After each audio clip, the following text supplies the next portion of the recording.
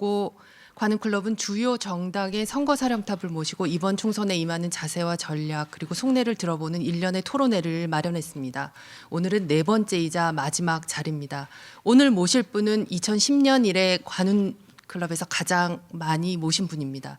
2011년 카이스트 교수, 2016년 총선을 앞두고 당 상임 공동대표, 그리고 2017년 대선 후보, 2018년 서울시장 후보였습니다. 중요한 선거 골목골목마다 계셨던 분이라고 할 수 있습니다. 그러니까 오늘은 5번째 자리입니다. 대구에서 코로나 봉사로 2주간 자가격리 끝에 그제 공개활동을 시작했는데 오늘 관훈 토론회에 나와주셨습니다. 안철수 국민의당 대표를 소개합니다.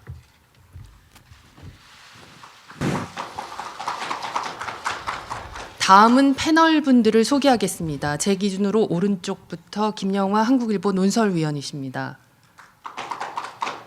허민 문화일보 전임 기자십니다. 그리고 안홍훈 경향신문 정치국제 에디터입니다. 김태훈 세계일보 디지털미디어국 이슈 팀장입니다. 그리고 저는 중앙일보 고정의 콘텐츠 제작 에디터입니다. 그럼 토론에 앞서 안 대표의 모두 발언을 듣겠습니다. 존경하는 국민 여러분, 박정훈 총무님과 언론인 회원 여러분, 63년의 역사와 전통을 자랑하는 관훈클럽에서 국민 여러분께 제 생각을 말씀드릴 수 있게 되어 영광입니다.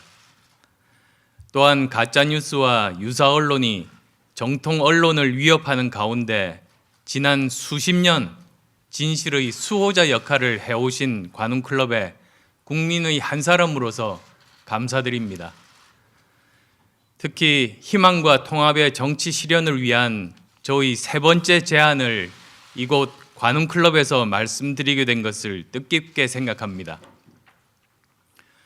저는 대구 의료 봉사활동 과정에서 의료진과 자원봉사자들의 헌신과 노력, 그리고 대구의 높은 시민의식을 보면서 우리 사회의 희망을 보았다고 말씀드렸습니다. 제가 이번 선거에서 희망과 통합의 정치를 추구해 나가자고 말씀드린 이유는 우리 사회가 모처럼 다시 찾은 긍정의 에너지가 국민 통합과 정치 개혁으로 이루어지기를 바라기 때문입니다.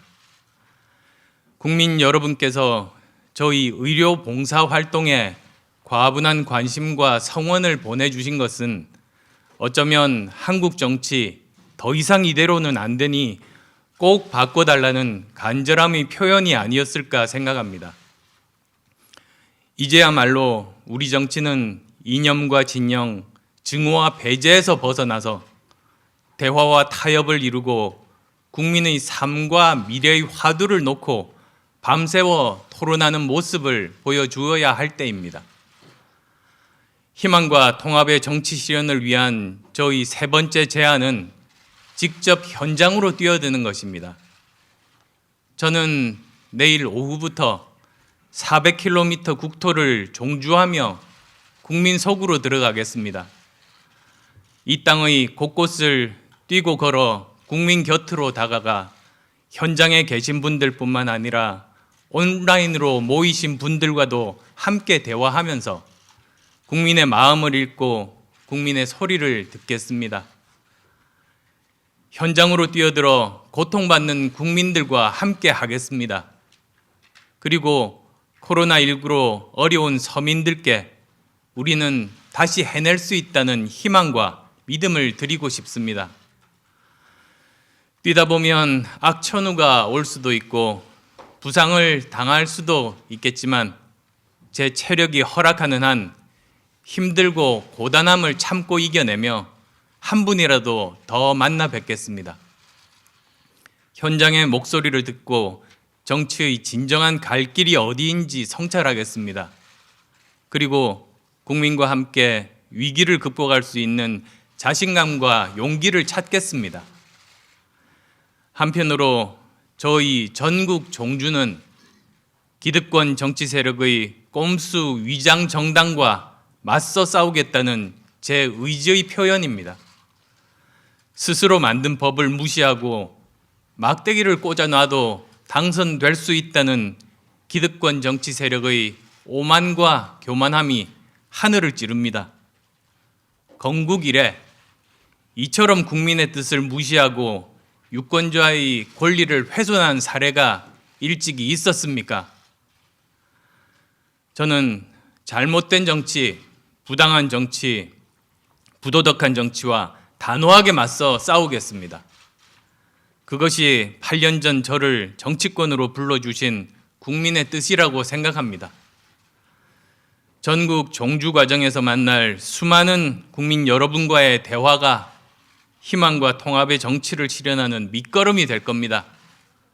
종주가 끝나는 날 우리 정치와 사회의 변화와 혁신의 큰 계기가 만들어지기를 진심으로 소망합니다. 고맙습니다. 네, 말씀 잘 들었습니다. 그제 기자회견에서 구체적인 선거 방법은 내일이나 모레쯤 밝혀주신다 그랬는데 오늘 이 자리에서 밝혀주셨습니다. 400km 국토종주인데요. 관련 질문이 나오긴 할 텐데 패널분들께서는 가급적 질문 간결하게 해주시기 바라고요. 안 대표께서도 간결하고 핵심적인 답변 부탁드립니다. 자, 그러면 본질의에 들어가겠습니다. 코로나 관련인데요. 김태훈 의원께서 먼저 해주시죠. 예, 제가 첫 질문 드리도록 하겠습니다. 지금 어제 오늘 가장 화제가 되고 있습니다. 문재인 대통령이 코로나19 경제난 극복을 위해서 긴급 재난지원금을 어제 구체적인 내용을 발표했습니다. 핵심은 대표님도 잘 아시겠지만 소득 하위 70% 이하 그리고 4인 가구 기준 100만 원입니다. 방금 모두 발언에서 이제 대표님께서도 코로나19로 어려운 서민들께 이런 말씀을 하셨는데 이게 코로나19로 어려운 서민들께 충분하다고 보시는지 아니면 부족한지 좀 말씀 부탁드립니다. 충분하지 않다고 생각합니다. 그렇지만 지금 정치권에서 여러 가지 논의들이 있지 않습니까? 한쪽에서는 형편이 어려운 분들 우선 살아나게 하기 위해서 지급을 해야 된다는 쪽이 있고, 그다음 또 한쪽에서는 널리 모든 사람에게 지급하자는 그런 접근 방법이 있습니다. 그런데 저는 전자가 옳다고 생각하는 입장입니다. 이번 코로나19로 초래된 경제 위기는 아주 심각합니다. 그리고 아주 오래 갈 겁니다.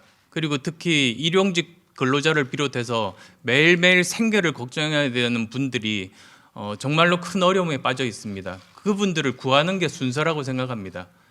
비유를 들자면 마치 물에 빠진 사람이 있는데 구하는 게 우선입니다. 그분께 수영을 가르치면 안 됩니다. 그래서 먼저 구한다는 측면에서는 긴급 재난 지원금 형태로 가는 것이 옳다고 봅니다만 충분치는 않습니다. 추가 대책들이 필요합니다. 저는 이미 이러한 추가 대책들에 대해서 지난주에 저희가 저희 방법들을 말씀드린 바가 있습니다. 그것까지 정부에서 검토해 주시기 바랍니다. 예, 알겠습니다. 근데 이제 방금 말씀하셨지만 이렇게 총선을 앞둔 이런 시기에 그렇게 표를 돈 주고 사는 거 아니냐, 경제보다는 오히려 정치셈법에 가깝다 이런 비판도 있습니다. 포퓰리즘이라는 얘기인데요. 여기에 대해서는 또 어떻게 생각하시는지 좀 말씀 부탁드립니다. 선거도 중요합니다만 지금 당장 어려움에 빠진 사람들을 구하는 게 시급합니다. 우선입니다. 그래서 이것에 대해서 정말 어려운 분들을 도와드린다는 그런 측면에서는 그런 정치권에서 정치적인 이해타산 계산하지 않기를 바랍니다. 예, 알겠습니다. 네, 문화일보 허민 전임 기자입니다. 앞에 질문에서 보충해서 조금만 더 질문을 좀 드리겠습니다. 예. 그러니까 지금 말씀을 들어보니까 이제 지금 두 가지 안이 있는 것 같습니다. 문재인 대통령 안이 하나 있는 거고요. 쉽게 생각해서 이제 김종인 통합당 선대위원장 안이 있는 것 같습니다. 대통령 안은 지금 소득 하위 70%대에서 가구당 100만 원씩 지급하자는 것이 골자죠. 그리고 그것을 위해서 좀 추경 편성이나 국채 발행 같은 이제 확대 재정 정책을 쓰자는 거 아니겠습니까? 이게 문재인 안이라고 이제 편의상 얘기를 하고요. 두 번째는 이제 지금 말씀하셨지만 취약계층 소득을 이제 보존해주는 방식, 우선적으로 보존해주고 그걸 지속적으로 즉시 보존한다라고 하는 것, 그리고 이걸 위해서는 예산 20% 용도를 변경하거나 전용해서 재원을 만든다. 이것이 이제 소위 좀 편의상 김종인 안이라고 본다면 지금 안 대표님께서는 문재인 안보다 김종인 안을 일단은 더 경제적이고 효과적이고 필요하다 이렇게 보시는 거죠? 예, 추경 예산 변경에 대해서는 제가 김종인 그 위원장이십니까? 김종인 위원장보다 먼저 제가 제안을 한 바가 있습니다. 어차피 올해 그 예산이라는 것이 코로나19 전에 짠 예산입니다. 그래서 지금 상태에서는 쓰지 못하는 예산 항목들도 굉장히 많이 있습니다. 그래서 거기서 항목 변경을 해서 그건 이미 그 법에도 명시되어 있습니다. 항목 변경을 통해서 거기서 필요한 예산들을 조달을 해야 된다. 그런 생각입니다. 그리고 가구당 4인 가구 100만 원, 소득 하위 70%, 저는 이 접근 방법은 충분하지도 않고 옳지도 않다고 생각합니다. 제가 말씀드린 그 제안은 우선 첫 번째로는 월 25만 원씩 넉 달에 걸쳐서 그 1인당 100만 원씩 지급을 하자는 것이고, 그 대상들을 제가 나름대로 계산하고 추려봤더니 50% 정도의 인구에 해당이 됩니다. 그것이 이제 첫 번째이고, 두 번째로는 굉장히 어려운 자영업자 분들에 대한 세금 감면 문제입니다.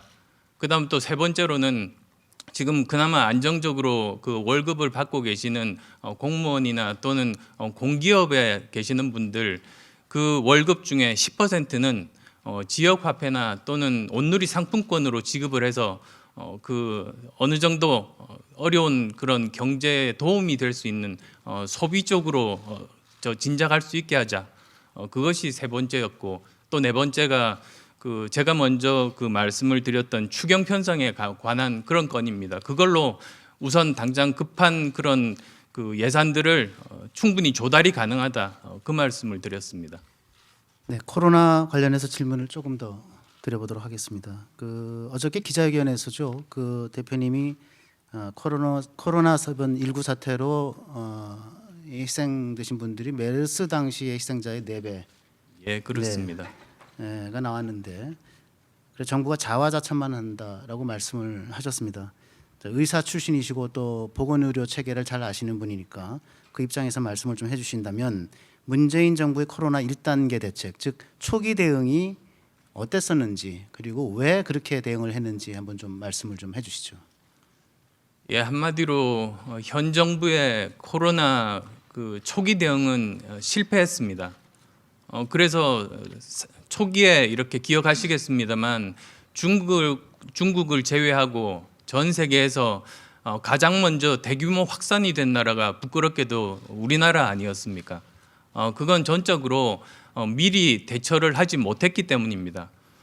그 비교가 될 수 있게 대만의 예를 들어보겠습니다.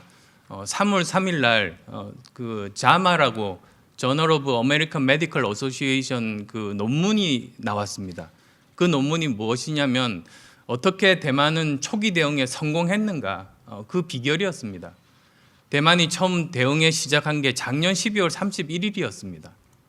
그리고 1월 20일에 이미 마스크 필요량들을 다 비축을 해놨습니다. 그 완료된 상황에서 1월 21일 날 첫 번째 확진자가 발견이 됐습니다. 그리고 또 2월 초에 중국 전역에 걸쳐서 그 유입되는 그런 그 외국인들을 전면 입국 금지를 시켰습니다. 그런데 대만이 뭐 작은 나라니까 그럴 수도 있다고 생각하시겠지만 그게 그렇지가 않습니다. 대만은 인구가 우리나라 절반입니다. 그런데 중국에서 오는 관광객 그 입국자 숫자는 271만 명입니다. 우리나라 50만 명에 비해서 5배나 많습니다. 경제에 대한 그 의존도도 굉장히 높습니다. 그런데도 차단을 했던 겁니다. 그래서 지금 현재 오늘 아침에 보니까 그 확진자가 300명 정도밖에는 되지 않습니다. 물론 대만도 조금 있다가 또 뚫려서 확산될 수도 있습니다. 그런데 정말로 중요한 문제는 이 코로나 19 사태는 굉장히 오래 갈 겁니다. 여기서 핵심은 백신이 만들어지기까지 시간을 버는 겁니다. 그리고 또 확진자들 숫자가 너무 폭증해서 국가가 그 치료할 수 없을 정도의 확진자가 많이 나오는 것을 방지해서 한 분이라도 목숨을 살리는 것이 필요합니다. 그 두 가지가 핵심입니다. 그래서 대만은 시간을 엄청나게 많이 벌었습니다. 그런 측면에서는 우리나라 초기 대응은 실패라고 말씀드릴 수 있습니다. 추가해서 간단하게 하나만 더 여쭐게요. 그 지난번 대구에서 확진자 수가 폭증하기 시작한 것이 2월 20일 경이었습니다. 기억하시죠? 예. 네.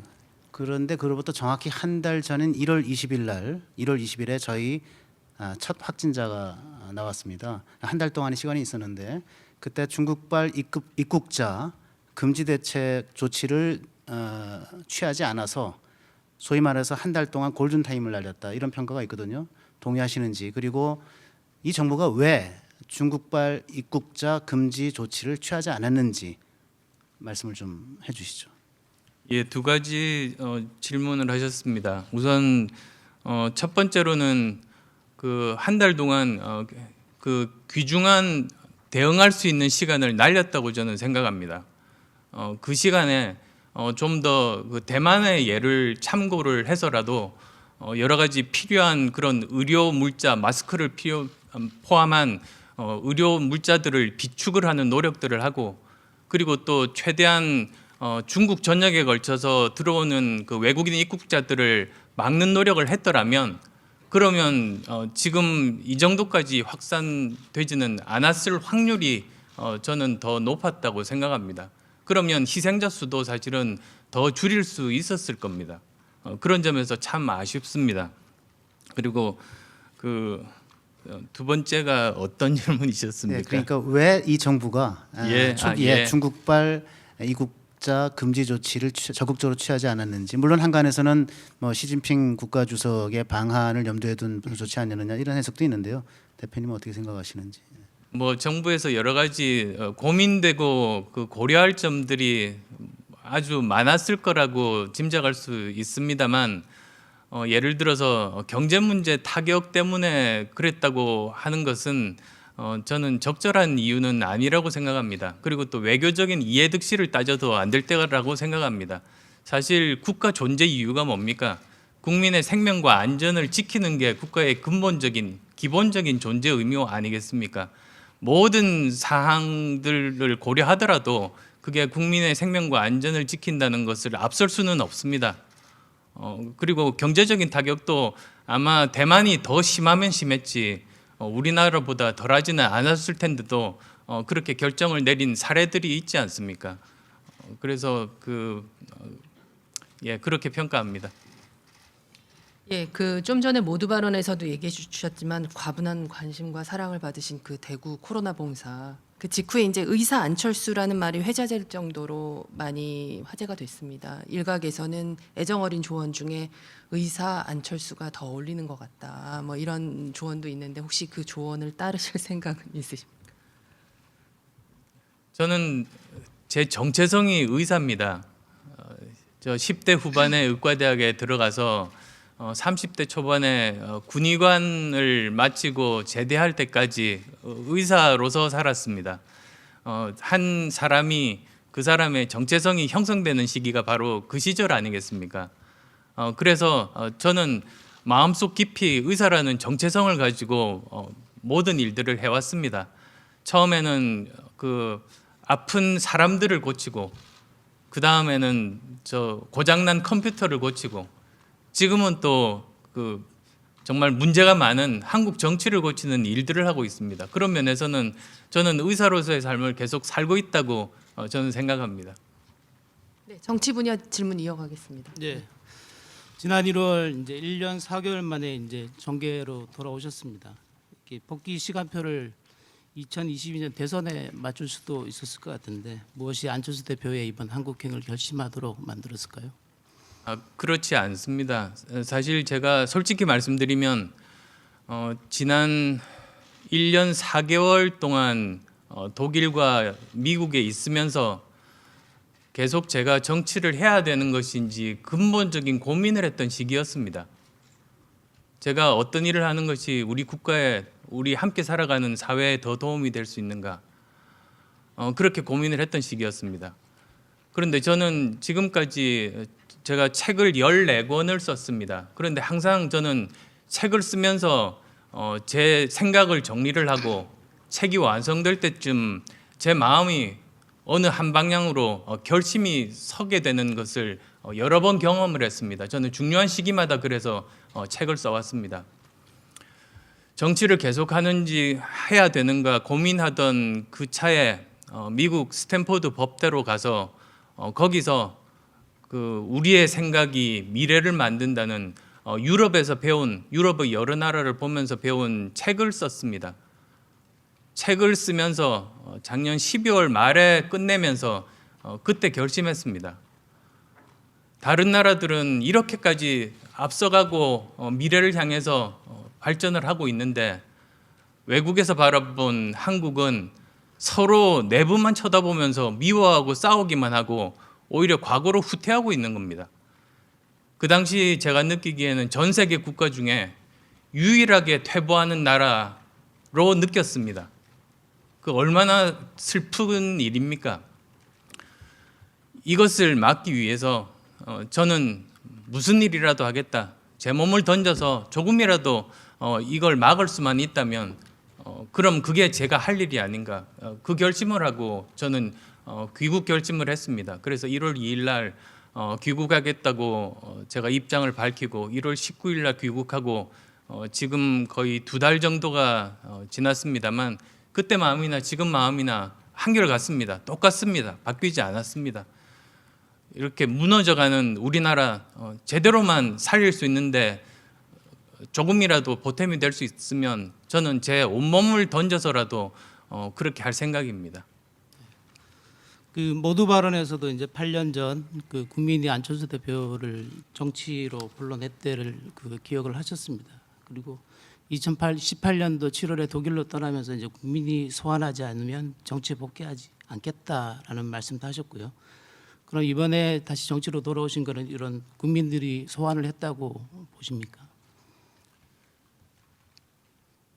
1년 4개월 외국에 있으면서 제일 고민했던 것이 그렇게 많은 사랑과 성원을 보내주신 분들께 제가 너무나 기대에 못 미친 것 때문에 많은 실망감을 안겨드렸는데 제가 어떤 일을 해서 이분들의 그런 성원에 조금이나마 보답을 할 수 있을지 그게 제 고민의 핵심이었습니다. 그리고 조금 전 질문에도 제가 말씀을 드렸던 것처럼 이렇게 제가 뭐가 되는 것은 중요한 것이 아니고 우리나라가 제대로 방향을 잡고 다시 발전할 수만 있다면 그러면 저는 무슨 일이든지 하겠다는 그 결심으로 귀국했다는 점 말씀드리겠습니다. 예, 대표님. 저는 그 안철수 정치와 신당 창당 관련해서 몇 가지 좀 여쭙겠습니다. 그 4년 전 총선 때하고 비교하면 당명도 그대로고 간판인 당 대표도 안철수 그대로이거든요. 그래서 이제 도로 국민의당 평가가 나오는데요. 어떻게 생각하십니까? 4년 전과 당명은 같습니다만 주위 환경에 그런 우리나라가 처해 있는 상황의 엄중함은 더하고 그리고 제 간절함도 사실은 더해졌습니다. 그리고 이번 귀국하면서 코로나19 사태로 우리나라가 지금 더 힘들어지고 N번방 사건 같은 정말 상상할 수 없는 그런 일들까지 국민들의 마음을 어지럽히고 있고 괴롭히고 있는 이런 상황에 저는 간절함이 더해졌다고 말씀드리겠습니다. 이번 국민의당 돌아오셔서 창당하신 게 4번째 창당이더라고요. 그런데 8년이라는 짧은 정치 이력에 비춰서 창당이 너무 잦은 거 아니냐.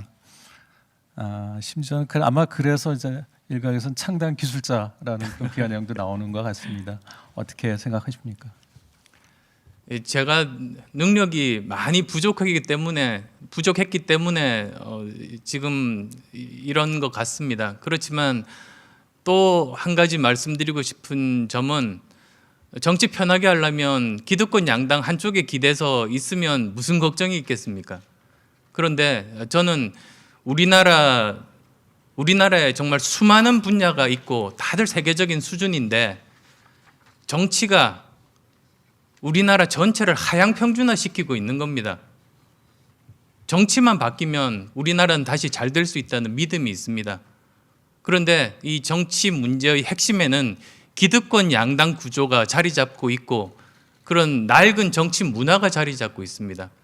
저는 저를 불러주신 국민들의 그 열망들은 이런 정치를 바꿔달라는 거라고 생각했습니다. 그래서 저는 지난 2012년부터 지금까지 일관되게 이런 기득권 양당 구조를 바꾸고 대한민국 정치 문화를 바꾸는 이 일을 매진하고 있습니다.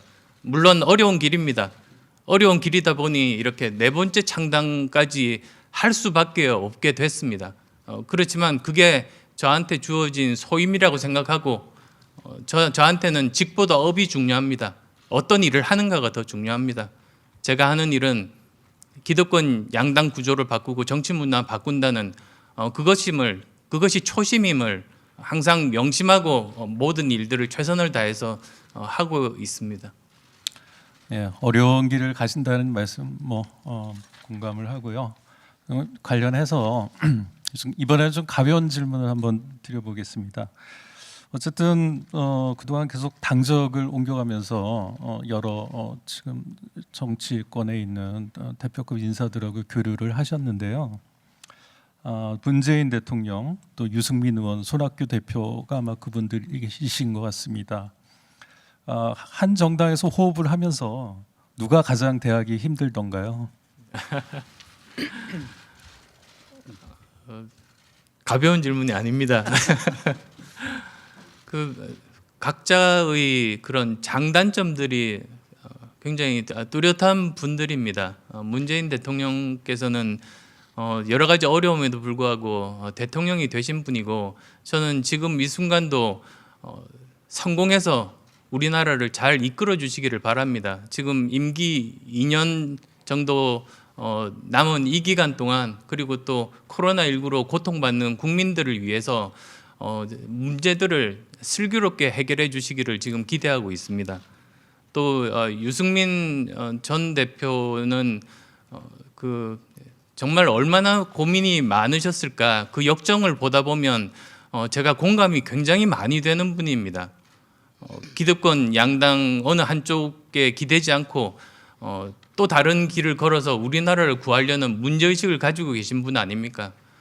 그래서 지금도 힘든 상황이시지만 원래 고민했고 결심했던 그 길대로 묵묵하게 걸어가시고 성과를 내시면 좋겠다는 그런 진심 어린 바람을 가지고 있습니다.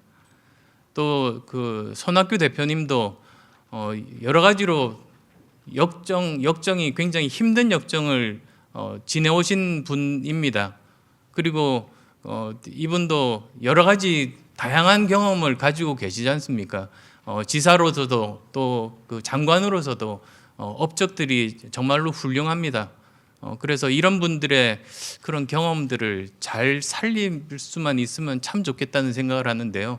가벼운 질문이라고 저한테 질문 주셨으니까 제가 그 질문을 받으면서 생각나는 사람이 토니 블레어입니다. 영국 수상을 지냈던 토니 블레어와 참 운 좋게도 서로 대화할 수 있는 기회를 가졌었습니다. 그 매경 그 지식 포럼에 초대받아서 오셨거든요. 근데 그분이 좀 그 농담처럼 이런 말씀을 하세요. 처음 자기가 그 영국 총리가 됐을 때 가져오는 문제들을 보니까 겁이 덜컥 나더랍니다. 판단을 잘 못하겠는데 이거 하나 결정 잘 못하면 우리나라 어떻게 될까? 그런데 그때는 인기가 하늘을 찔렀답니다. 그런데 본인 스스로는 자기가 능력이 부족하다고 생각했던 겁니다. 그런데 이제 총리를 그만두고 나오실 때쯤 해서는 어떤 문제를 봐도 자신이 있더랍니다. 이게 확실한 길이 눈에 다 보이는 상황인데 인기가 땅바닥을 쳐서 나와야 됐다고 그 말씀을 하시는 겁니다.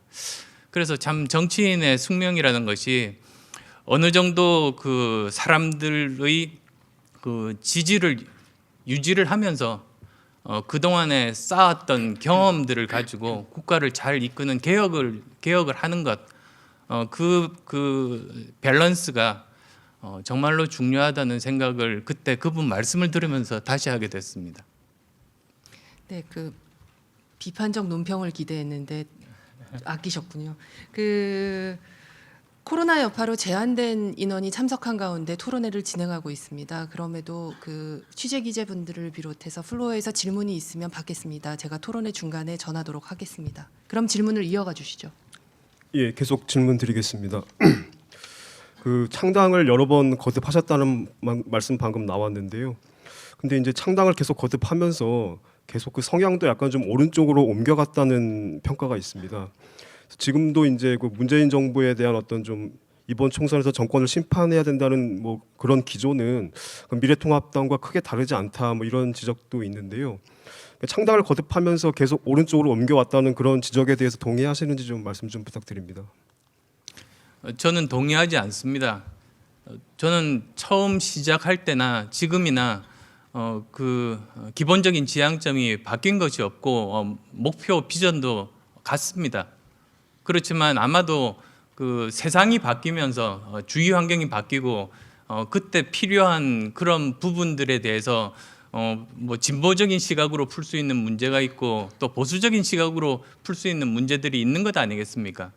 그래서 오히려 주위 평가들이 그렇게 상황에 따라서 또는 정치적인 여건에 따라서 바뀌는 것 아닌가 합니다. 특히 우리나라에 거대 양당이 있다 보니까 양당이 한쪽은 실제로는 진보가 아니면서 진보를 표방하고 실제로 보수가 아니면서 보수를 표방하는 정당들이지 않습니까? 사실 저는 기본적으로 이념파리 정당이라고 저는 감히 말씀드리고 싶은데요. 어느 한쪽이 여당이 되면 그러면 힘이 약한 야당이 저와 같은 그런 편이라고 묻고 또 반대로 또 다른 쪽이 정권을 잡으면 또 다른 야당이 성향이 전혀 다른 야당이 또 저를 같은 편이라고 묻고 이런 노력들을 계속 하는 겁니다. 그러다 보니 평가가 바뀌는 것 아닌가 저는 생각합니다. 예, 잘 알겠습니다. 약간 모두 발언에 이제 막대기를 꽂아 놔도 당선될 수 있는 기득권 세력이란 이런 말씀을 하셨는데요. 근데 이번에 국민의당은 지역구 후보를 내지 않기로 했습니다. 근데 그런 결정이 결국은 야당, 그러니까 미래통합당과의 어떤 선거 연대 효과가 있는 게 아닌가 이런 평가가 있는데 거기에 대해서는 좀 어떻게 생각하시는지요? 아시겠습니다만 정치적으로 연대라는 건 서로 협상해서 주고받는 게 있어야 됩니다. 뭘 하나 주는 대신에 받는 게 있어야 그게 연대 아닙니까? 지금 그런 것 전혀 없습니다. 어떤 협상도 오간 적이 없습니다. 우리나라 정치권이 비밀이 없는 곳인데 지금 보시면 그런 거 없었다는 것 아마 다 언론인 분들은 다 아실 겁니다. 그런데 사실 지역구 후보를 내지 않기로 한 것은 정말 고통스러운 결정이었습니다. 저희 국민의당에 지역구 출마를 준비해 오시고 정말 희망했던 좋은 정치인분들이 많이 계십니다. 그런데 그럼에도 불구하고 제가 처음 귀국한 날로부터 계속 연대라든지 통합 논의가 계속 지속이 됐습니다. 그리고 또 사표 논쟁, 표 갈라 먹는다, 야권의 표를 분산한다 이런 것들이 계속됐습니다. 그 말 이외에는 아무리 제가 정책을 많이 발표했습니다만 국민도 언론도 관심이 없었습니다. 그대로 총선까지 간다면 아마도 총선 끝까지 이러한 야권 분열에 대한 비판이라든지 연대 이야기가 끊임없이 나왔을 겁니다. 그러면 제가 원래 생각했던 우리나라가 어떻게 하면 이 위기를 극복할 수 있을까에 대한 저 나름대로의 비전이나 또는 정책에 대한 것은 아무도 들을 수 없으시게 됩니다. 그래서 정말 고통스럽지만 그 논쟁에서 벗어나기 위해서도 그렇게 결단을 내렸습니다. 그리고 그 이후로 저희들은 그런 여러 가지 통합이라든지 연대라든지 사표 논쟁 이런 것으로부터는 벗어나서 저희가 진정으로 하고자 했던 우리나라를 살리려면 어떻게 해야 되는가 그 말씀을 이렇게 드릴 수 있게 된 것 같습니다. 예. 보충해서 한 가지만 더 질문을 드리겠습니다. 어떻게 보면 좀 아픈 질문일 수도 있겠는데요. 그렇게 이제 지역구 후보를 공천하지 않고 이런 과정에서 이제 대표님과 가까웠던 분들이 뭐 상당 부분이 미래통합당 같은 곳으로 많이 옮겨가셨습니다. 뭐 그래서 이를 두고 이제 그래서 아마 선거연대 얘기가 나온 걸 수도 있겠지만 혹시 그 안 대표님 정치 스타일이 그 자기 사람마저 주변을 다 떠나가는 그런 마이너스 정치이기 때문이 아닌가 뭐 이런 얘기도 있는데 거기에 대해서는 어떻게 생각하시는지요? 제가 굉장히 큰 죄송한 마음을 그분들께 가지고 있습니다. 제가 워낙에 힘든 길을 걷지 않습니까? 편하게 양당 중에 어느 한쪽에 몸을 위탁해서 편하게 정치하지 않고 그거는 자기 개인을 위한 정치라고 저는 생각한 겁니다. 저를 불러주신 국민들의 원하시는 바는 그게 아니라고 저는 믿었기 때문에 힘든 거 알면서도 어려운 길을 갑니다. 그런데 그러다 보니 저와 함께 하셨던 분들이 정말로 고통스러운 결단을 할 수밖에 없는 상황을 제가 의도하지 않게 만든 거라고 생각합니다. 그래서 국민의당을 만들었을 때 그때 또 그랬었고 그 전에도 또 마찬가지였습니다. 처음에 두 당 중에 한 당을 제대로 개혁을 한번 해보자, 한번 호랑이 굴로 들어가 보자라고 해서 민주당과 통합을 했을 때 그때 또 함께하지 않은 분들이 많이 계십니다. 그분들께는 정말 고통스러운 선택할 수밖에 없는 그런 환경이 된 거 아니겠습니까? 그 다음에 도저히 이 당은 바꿀 수 없다는 결론이 나서 이제 민주당을 나와서 국민의당을 창당했을 때 그때 또 함께 못한 많은 분들이 계십니다. 그분들도 얼마나 그 결정하는데 괴로우셨겠습니까? 그래서 여러 가지 중요한 결정을 할 때마다 어려운 선택을 하면서 동시에 주위 분들께 정말 힘든 결정을 할 수밖에 없는 상황으로 의도치 않았지만 그런 상황을 만들어 드린 것에 대해서 굉장히 죄송한 마음이 크다는 점 말씀드리고 싶습니다. 네, 제가 질문드리겠습니다. 앞에서 지역구 후보를 내지 않기로 한 것이 사실상의 야권 연대 중도 보수 연대 효과를 가져온 거 아니냐라는 질문에 대해서 이제 여러 가지 이제 배경 설명을 하셨어요. 근데 그럼에도 불구하고 이제 의도하지 않은 결과라 그럴까요? 자기가 의도했든 안 했든 간에 결과적으로는 뭐 이 미래통합당이나 이쪽 보수 진영에서는 굉장히 큰 결단을 해주셨다. 야권 연대 효과를 봤다. 이렇게 평가하시는 분들이 많고요. 민주당 쪽에서는 그 반대로 해석하는 분들이 많이 있는 것 같습니다.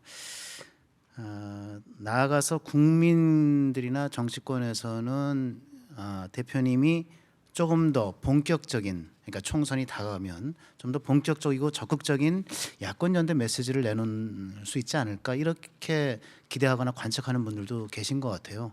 혹시 그럴 생각이 전혀 없으십니까? 없습니다.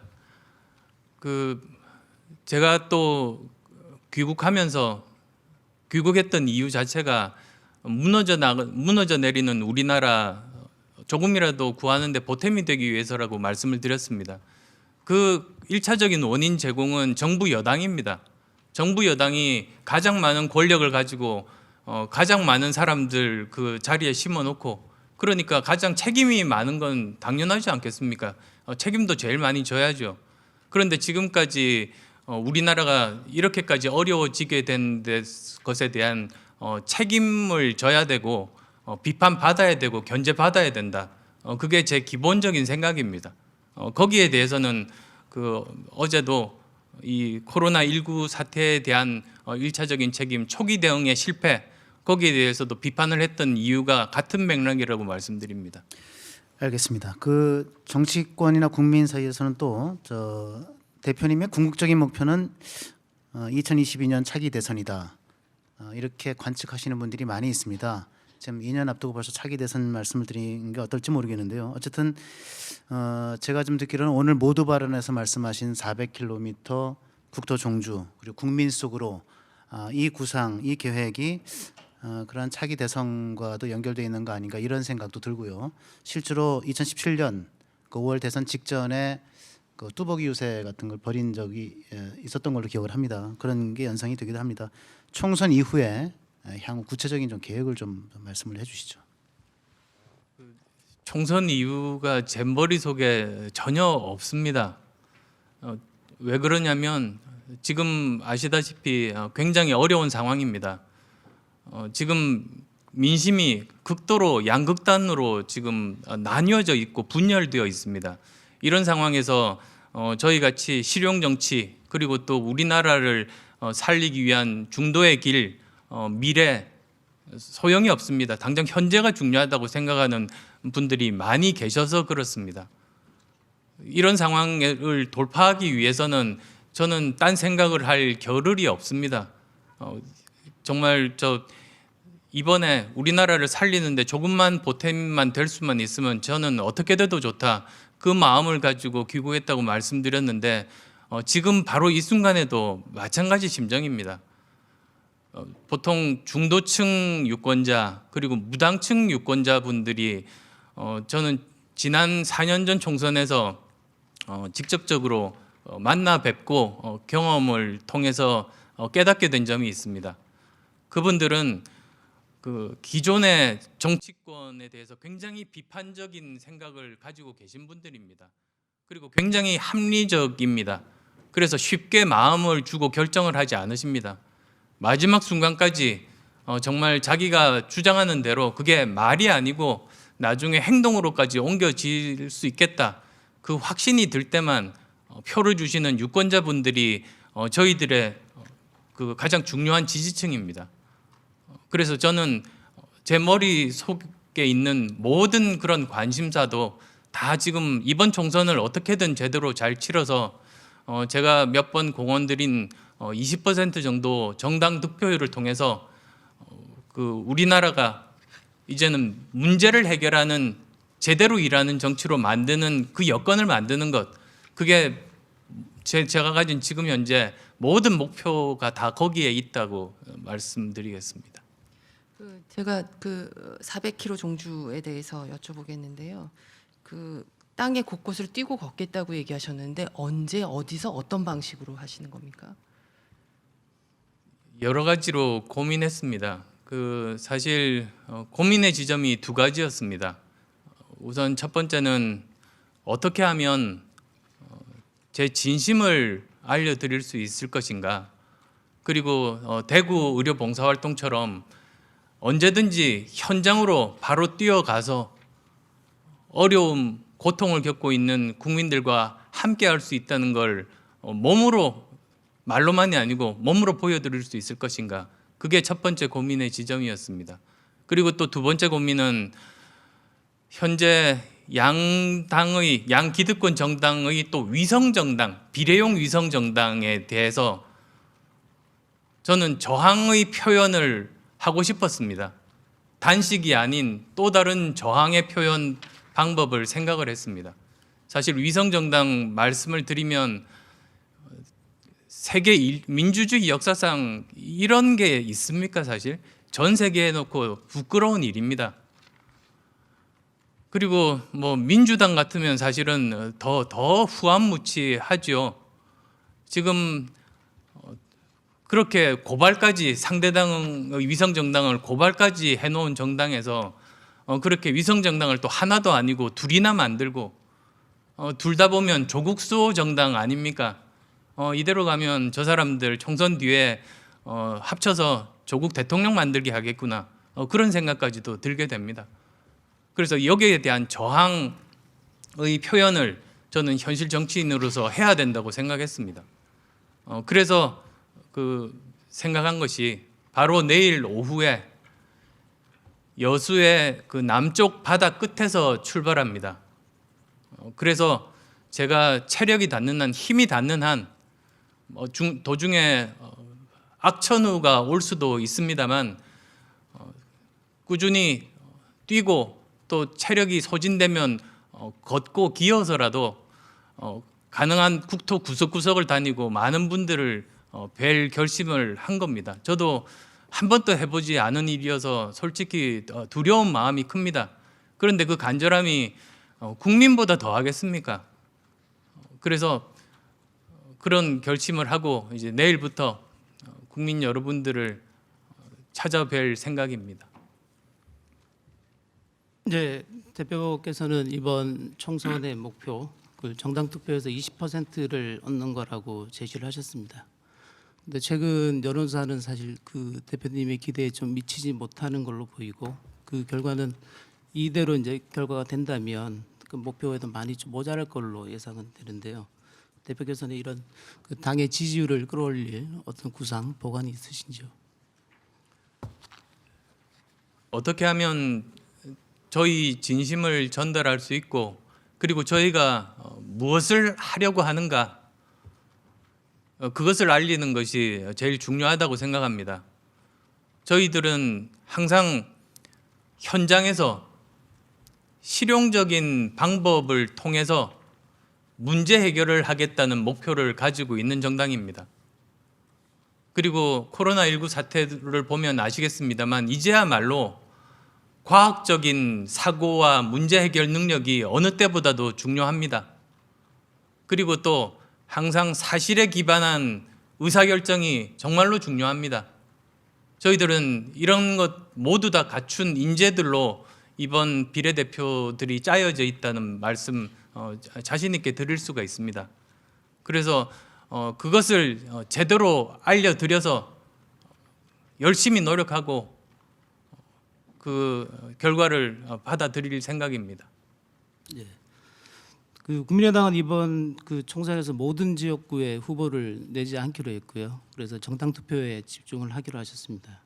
이 당초 안철수 대표께서 이제 정계에 복귀를 결심했을 때 구상 그리고 그 이게 귀국해서의 어떤 정치 상황이 좀 다르게 전개됐기 때문에 이런 결정을 내린 건지요? 예, 큰 목표는 같았습니다. 지난 1월 달 귀국을 했을 때 저에게는 두 가지 목표가 있었습니다. 첫 번째는 중도 정치, 실용 정치를 뿌리를 내리고 우리나라 정치를 바꾸는 그 시작점이 되게 만들겠다. 그래야 우리나라의 미래가 있다. 그런 생각과 목표가 첫 번째였습니다. 그다음 또 두 번째로는 지금 현재 정부 여당을 견제를 해서 제대로 남은 2년 동안 제대로 우리나라를 살릴 수 있도록 해야 된다. 그게 두 번째였습니다. 지금도 동일한 목표입니다. 실용 정치라고 하면 도대체 무엇인가 모르시는 분들이 아마 국민들 가운데는 계실 겁니다. 간단합니다. 제대로 일하는 정치입니다. 이념 정치가 진영 정치가 자기 편은 무조건 옳고 상대편은 무조건 틀리다고 생각하니 서로 싸우기만 하고 사회 문제 해결은 못하는 거 아닙니까? 저희들은 그것이 아니라 어떤 한 옛날 이상적인 생각만 고집하는 것이 아니라 실제로 사회 문제가 어떤 것이 있고 그걸 해결하려면 어떻게 하는가? 마치 우리가 사회에서 직장 생활할 때 문제를 풀듯이 내 생각만 고집해서는 사회에서 일을 할 수가 없지 않습니까? 생각이 다른 사람, 다른 부서에 있는 사람과 대화하고 타협하고 합의해서 실행에 옮겨서 일을 해나가는 것처럼 우리나라 정치도 이제 그렇게 바뀌어야 된다는 게 바로 실용 정치입니다. 그래서 그게 우리나라를 살릴 수 있는 방법이라는 믿음 하에 귀국을 했고 지금도 같은 생각이라는 점 말씀드립니다. 예, 그 질문 하나 더 추가를 하도록 하겠습니다. 그 안 대표께서는 지금 총선 이후에 대해서는 그림이 없다라고 말씀을 하셨는데요. 근데 만약 그 이번 총선에서 이제 그 기대하는 그 결과를 얻지 못할 경우에 그 총선 이후에 어떻게 하실 건지 좀 얘기를 듣고 싶습니다. 예를 들어 뭐 어떤 정치 지정을 바꾸고 어떤 새로운 변화를 모색한달지 어떤 계획이 있을 수 있을까요? 제가 어떻게 돼도 좋다고 말씀을 드린 것과 같은 맥락입니다. 저는 이 위기의 대한민국 가능성이 정말 많은데도 불구하고 정치가 우리나라 모든 분야를 하향 평준화시키고 있는 이 상황을 해결할 수만 있다면 저는 어떤 일이든지 하겠다는 그런 각오를 가지고 귀국했고 지금 이 순간에도 그렇게 뛰고 있습니다. 그래서 그 총선 이후의 결과가 어떻게 될지 저는 미리 예단하거나 그 예상하고 미리 대책을 세우지 않았습니다. 항상 저는 선거 직전이 되면 그 하늘의 뜻, 그러니까 국민의 뜻에 따르고 그 결과를 겸허하게 받아들일 각오를 가지고 선거에 항상 임해왔습니다. 그리고 선거 과정에서는 항상 제가 할 수 있는 모든 최선 노력들을 다하고 최선을 다했습니다. 지금도 같은 생각입니다. 예, 총선 관련 질문 하나 더 드리겠습니다. 4.15 총선이 이제 오늘로 딱 보름이 남았습니다. 방금 대표님 모두 발언도 그렇고 질의응답 과정에서도 계속 그 여당을 견제해야 된다 이런 말씀을 많이 하셨는데요. 근데 우리 여론조사 결과를 보면 더불어민주당이 크게 앞서간다는 결과가 좀 많이 나오는 것 같습니다. 이런 여론조사 결과가 어떻게 좀 민심과 맞는다고 생각하시는지요? 여론조사를 이렇게 꽤 오랫동안 살펴보다 보면 그 추세가 중요하다는 생각들을 여러 번 하게 됐습니다. 그러니까 사실 그 여론조사는 통계 아닙니까? 통계와 수학이나 산수가 다른 점이 수학이나 산수는 1과 2는 다릅니다. 통계는 1과 2가 같을 수 있습니다. 그 이유가 통계는 항상 오차범위라는 게 있기 때문입니다. 그래서 뭐 여론조사가 20%가 나왔다면 그 정확하게 20.00%가 민심이 아니고 대략적으로 15에서 25 사이 어느 지점인가에 민심이 있다. 이렇게 보면 되는 것 아니겠습니까? 그런데 뭐 약간 옆으로 좀 셉니다만 그 기자분들도 그 0.1%가 올랐다. 그런 표현은 0.1% 포인트가 올랐다. 그건 부정확한 거 다들 아실 겁니다. 그런데 그게 반복이 되다 보면 역효과가 나고 오히려 여러 가지로 그 흑심을 가진 정치권에 이용당할 가능성이 굉장히 많으십니다. 저는 언론에서 그 포인트를 좀 정확하게 잡아주시면 좋겠습니다. 그래서 추세가 중요하다는 말씀을 드립니다. 그래서 아마 앞으로도 제가 선거를 치러보면서 보면 예전에 어떤 광역시장 선거였었는데요. 그 14일 전에 뭐 확실하게 지는 걸로 나와 있었습니다. 그런데 14일 만에 민심이 바뀌어서 확실하게 낙선될 것으로 예상됐던 후보가 당선되는 경우를 여러 번 봤습니다. 앞으로 이 남은 기간이 저는 정말로 중요하고 그때 관심 있게 볼 것이 추세다. 그렇게 말씀드리겠습니다. 예, 잘 알겠습니다. 근데 아까 뭐 대권 관련 질문도 나왔었는데 저기 말씀을 좀 미루신 것 같아서요. 그럼 이렇게 한번 질문을 드려보겠습니다.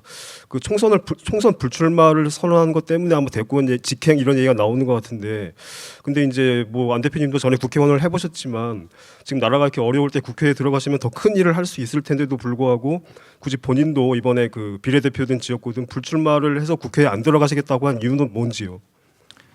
작년 말에 귀국 결심했을 때 동시에 결심한 것이 불출마였습니다. 이번 총선 불출마. 간절하게 우리나라가 살아나야 된다고 말씀을 드리면서 또 제가 또 뭘 하겠다고 하면 그 간절함을 전달하기 힘들 수 있다는 걱정을 했습니다. 그래서 제 간절함을 1%라도 더 전달할 수만 있다면 제가 무엇이 되는 게 중요한 것이 아니다. 그래서 불출마하는 것이, 그리고 또 제가 불출마하면서 동시에 많은 후보들을 도와드릴 수 있고 실용적인 중도의 길을 어려운 길이지만 걸으려고 하는 분들 한 분이라도 더 국회에 보내드릴 수 있으면 그게 제가 해야 되는 일이라는 생각을 하게 됐습니다. 네. 민주당하고 미래통합당이 이제 비례정당 정당을 만들었습니다. 일단 혼란의 출발은 그 연말 그 제1야당의 합의 없이 이른바 4+1이 주도한 패스트트랙 정국에서 선거법이 개정된 것을 좀 찾을 수 있을 것 같은데요. 그래서 이제 거대 정당들이 좀 준연동형 비례제의 허점을 좀 파고든 걸로 볼 수가 있겠습니다. 이번에 처음 적용되는 준연동형 비례대표제에 대해서는 일단 어떻게 평가를 하십니까?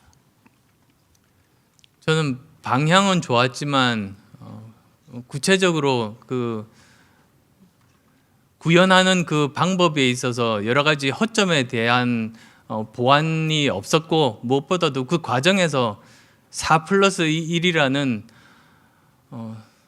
정말 이해할 수 없는 그 우리나라 정치 문화를 퇴행시킨, 그러고 나서도 결국은 이용당하고 사는 버림받은 이런 결과가 나왔다고 생각합니다. 그래서 이번 21대 국회가 개원이 되면 민생 문제, 코로나19 대응 문제를 최우선적으로 해야 되겠습니다만 더 늦기 전에 어떻게 하면 이것을 바꿀 수 있을 것인지에 대한 논의가 올해 9월 정기국회에는 있어야 된다고 봅니다. 이걸 그대로 놔뒀다가 1년, 2년 지나면서 또 총선이 가까워지면 고치기가 힘든 상황이 될 겁니다. 그래서도 이것은 반드시 고쳐져야 된다고 생각합니다. 이런 비례 그 전담 정당이 창당된 것이 이번 총선에서 또 국민의당 입장에서는 이게 선거 결과에 어떻게 영향을 주고 작용할 걸로 좀 생각을 하시는지요? 준연동형 비례제라고 합니다만 지난 20대 총선과는 차이가 없어졌습니다. 위성 정당들이 만들어지면서 사실상 기득권 거대 양당들이 그 뭐 배부른 돼지가 더 먹으려고 하는 그런 행태들을 보이는 것 아니겠습니까? 그래서 사실상 차이가 없어지고 오히려 그 기득권 양당이 가져갈 수 있는 의석수가 더 많아질 수 있다는 생각을 합니다. 그래서 저는 현명한 유권자분들께서 이러한 점을 꿰뚫어 보시고 기득권 양당의 위성 정당을 심판해 주셔야 한다고 믿습니다. 그래야 대한민국이 발전할 수 있고 위기를 극복할 수 있습니다. 예. 그 당시 선거법과 함께 통과된 공수처법에 관련해서 좀 여쭤보고 싶습니다. 그 대표께서는 공수처법 개정 문제를 거론을 하신 것 같은데요. 일단 공수처법의 큰 틀은 유지를 하되 일부 내용을 좀 수정하자는 입장이신가요? 그 공수처가 왜 탄생했는가? 그건 검찰 개혁 때문 아닙니까? 검찰의 권력 분산인데요. 저는 검찰 개혁의 기본 방향에는 동의합니다. 그런데 거기서 핵심은 대통령 인사권입니다. 지금의 공수처법이 통과된 안은 대통령이 마음대로 할 수 있게 됐습니다. 그리고 또 그 수사가 진행되는 사항이라도 공수처에서 자기 편이면, 그러니까 정부 여당 인사라면 그냥 가져와서 무마할 수 있는 그런 가능성까지도 열어놓게 됐습니다.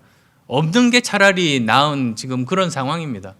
그래서도 이번 21대 국회 때 반드시 개정되어야 합니다. 그렇지 않으면 검찰 개혁을 하려다가 오히려 더 큰 부작용을 불러일으킬 겁니다. 네, 지금 공수처 질문이 나왔기 때문에 제가 추가로 하나 더 질문을 드리겠습니다. 좀 아까 대표님께서 민주당의 위성정당으로 표현했던 그 두 번째 위성정당이 이제 열린민주당이라고 봐야 될 텐데요. 청와대 출신들이 중심이 돼서 만들어졌죠. 거기에 최강욱 비례대표 2번을 배정받은 분입니다. 최강욱 씨가 문재인 정부 대통령 청와대의 그 공직기강 비서관을 지내신 분이죠. 이분이 공수처가 출범하면 윤석열 검찰총장이 수사의 첫 번째 수사 대상자, 수사대상 1호가 될 것이다, 이렇게 얘기를 했습니다. 이거 어떻게 봐야 될까요? 참 교만이 하늘을 찌릅니다.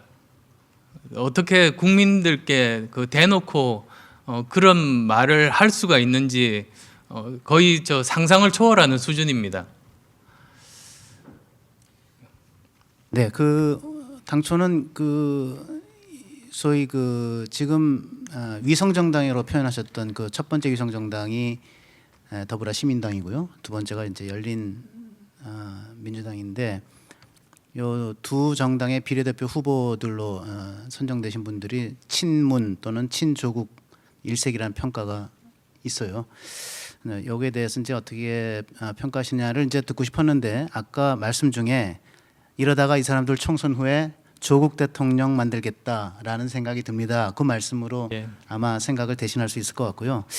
그거 연관돼서 대표님은 이번 총선 구도를 어떻게 보시는지, 뭐 쉽게 얘기하면 뭐 조국 대 반조국 이런 게 있을 수 있고요, 문재인 대 반문재인 뭐 이런 게 있을 수 있고, 뭐 아니면 정권 심판 대 야당 심판, 혹은 뭐 양당제냐 다당제 협치냐 이런 게 있을 수 있을 텐데 가장 중요한 총선 구도를 어떻게 보시는지. 뭐 그 각 정당마다 보는 시각이 다를 수밖에 없습니다만 저는 여당 심판, 야당 심판이 아니라 20대 국회 심판으로 말씀드리고 싶습니다. 20대 국회가 역대 최악의 국회로 평가받습니다. 그런데 그렇게 국민들도 다 불만이고 욕을 하시면서 21대 국회를 또 똑같은 구성으로 만들어 놓으시면 그러면 어떻게 됩니까? 그럼 우리나라 정말 희망이 없습니다. 그래서 저희가 나선 겁니다. 저희라도 20%의 국민적인 지지를 받아서 중심을 잡으면 20%라는 숫자가 가지는 의미는 절대로 어느 한 정당이 과반을 넘지 못하는 그런 수치입니다. 그러면 저희들이 균형자 역할을 할 수 있고 싸우기만 하고 민생 문제 해결하지 못하는 그런 양쪽을 뭐 멱살을 잡아서라도 제대로 일하게 만들 수 있다. 그리고 20% 득표를 하면 정치가 국민 눈치 보게 됩니다. 정치가 국민 눈치를 봐야 일을 합니다. 그래서 저희들은 그런 20대 국회 심판론을 말씀을 드립니다. 예. 그 20대 국회 심판론 말씀하셔서 거기에 연관돼서 질문 하나 드리겠습니다. 그러려면 저기 이제 국민의당 비례대표 후보들이 좀 경쟁력이 뛰어난 분들이어야 할 텐데요. 그 이제 오늘 뭐 언론 인터뷰에서 다들 뭐 경험이 있고 전무성을 갖춘 분들이라고 평가하셨지만 안 대표님과 너무 친한 분들이 위주로 그 공천이 이루어져가지고 그 안철수 사당 논란 뭐 이런 비판도 나왔습니다. 여기에 대해서는 또 어떻게 생각하시는지 좀 말씀 좀 부탁드립니다. 비례대표로 선정되신 분들 중에 저와 그 전에 알던 분들 숫자가 몇 명 되지가 않습니다. 비례대표 1번 분도 제가 말씀도 따로 나눠본 적이 없습니다. 비례대표 1번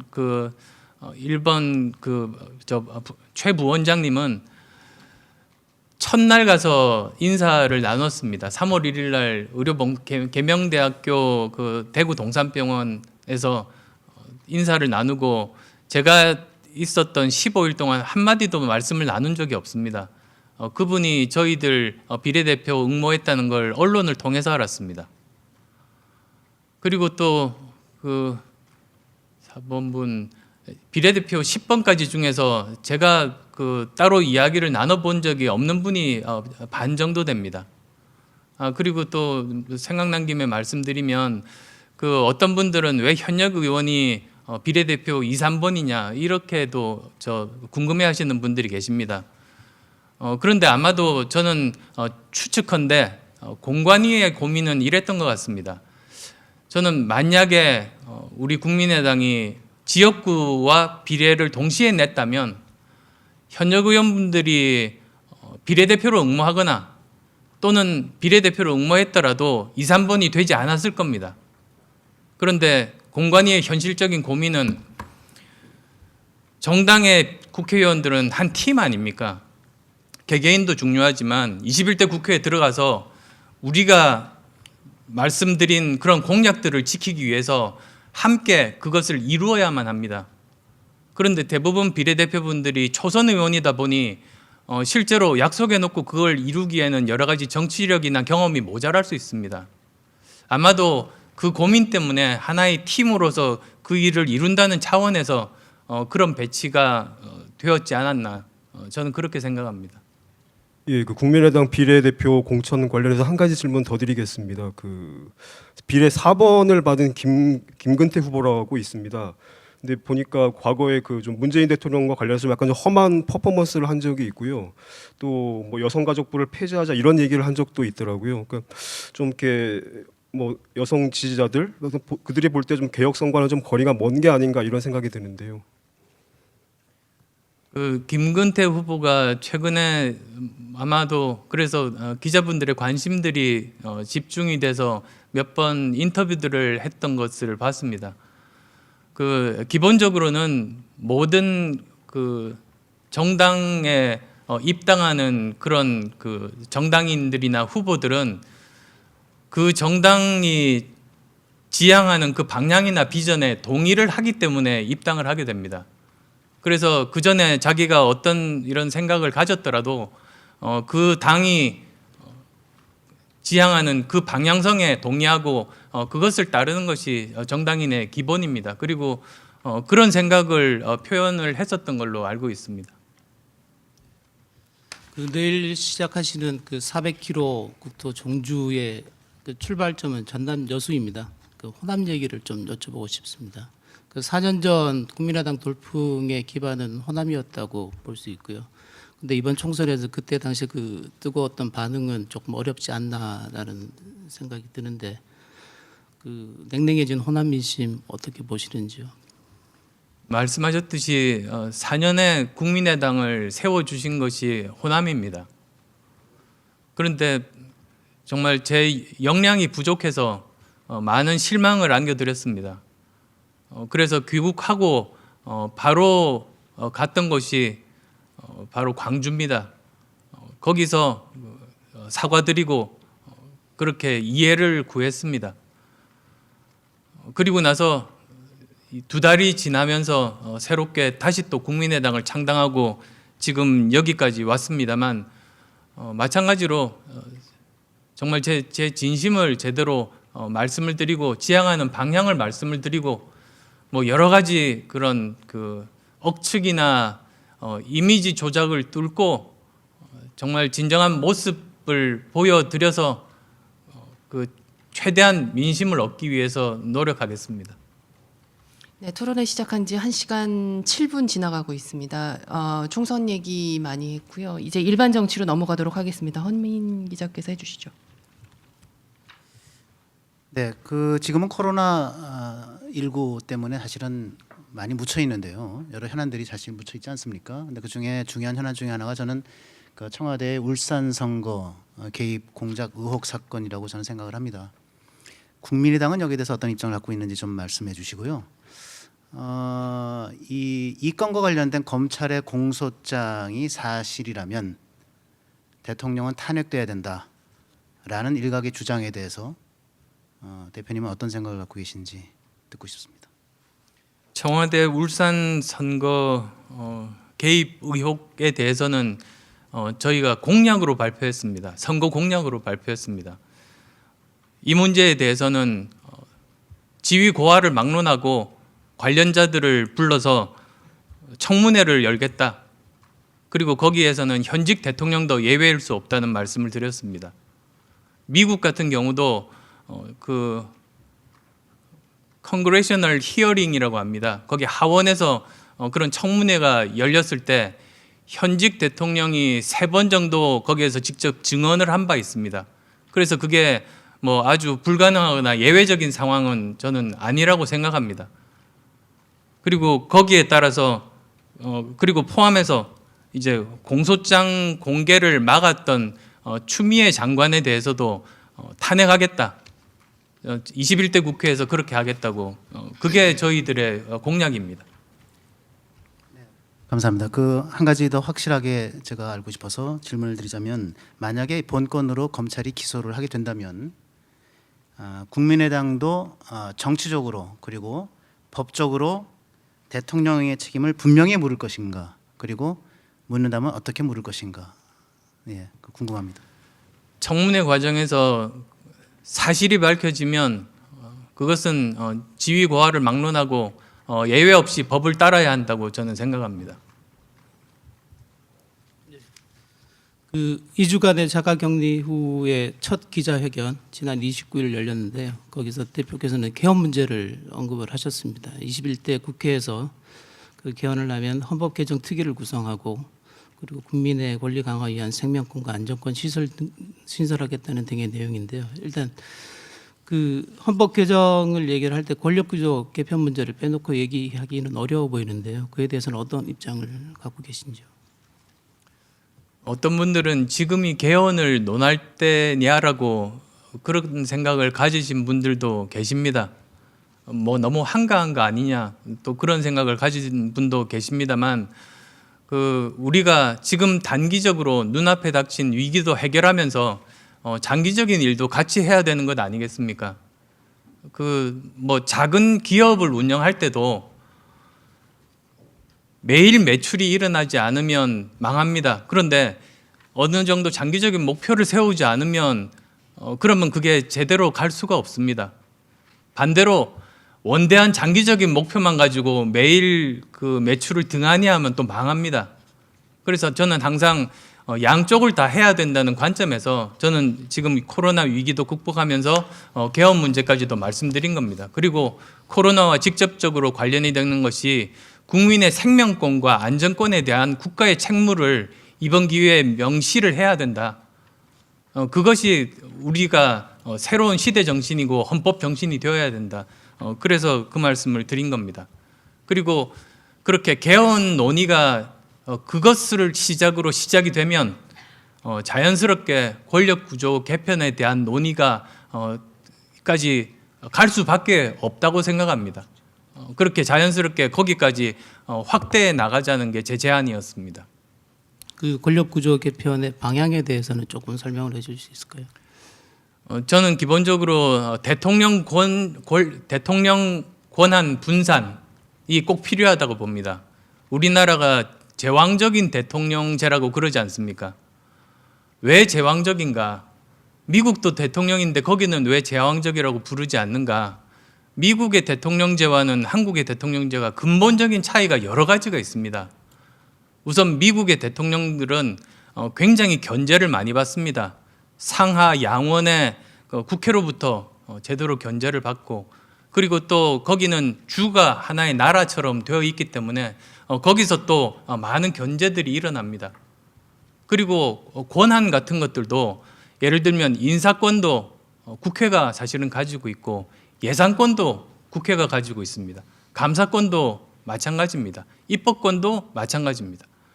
우리나라 대통령은 인사권을 가지고 있고 예산권을 가지고 있고 감사권을 가지고 있고 그리고 또 이런 그 많은 권한들을 다 가지고 있는 정말 제왕적인 대통령제인 겁니다. 이 비정상적이라고 저는 생각합니다. 이런 부분들을 바꾸는 큰 목표를 가지고 구체적인 방법론들을 찾아가는 것이 중요하다는 생각입니다. 근데 과거 사례가 그랬듯이 이제 다음 대선이 아직 이제 2년 정도밖에 남지 않아서 권력구조 개편 논의가 과연 현실화할 수 있을까 그런 의구심도 있을 수 있겠는데 어떻게 보시는지요? 그래서 어떻게 보면 한 번 개헌하기가 정말로 어렵습니다. 지금 33년이 지났지 않습니까? 마지막 개헌에서. 그래서 어떤 분들은 원포인트 개헌 들고 나오기도 합니다만 그게 만만치가 않은 것 같습니다. 그런데 개헌은 반드시 필요합니다.